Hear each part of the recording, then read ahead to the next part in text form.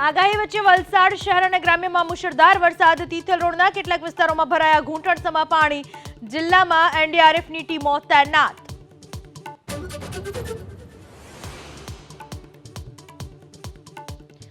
છ દિવસ રાજ્યમાં સાર્વત્રિક વરસાદની હવામાન વિભાગની આગાહી. આજે અમદાવાદ સહિત મધ્ય ગુજરાત, સૌરાષ્ટ્ર અને દક્ષિણ ગુજરાતમાં પડી શકે વરસાદ.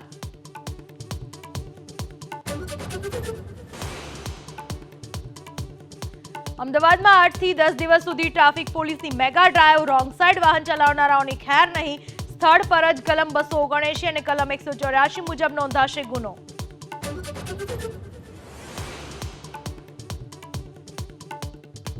દિલ્હી એનસીઆરના લોકોને વધુ એક મોંઘવારીનો માર. આઈજીએલએ સીએનજી ભાવમાં પ્રતિ કિલોએ ₹1નો કર્યો વધારો. નવો ભાવ વધારો લાગુ.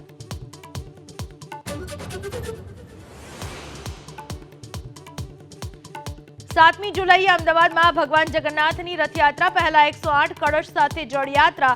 ગૃહ રાજ્યમંત્રી પહોંચ્યા મંદિર.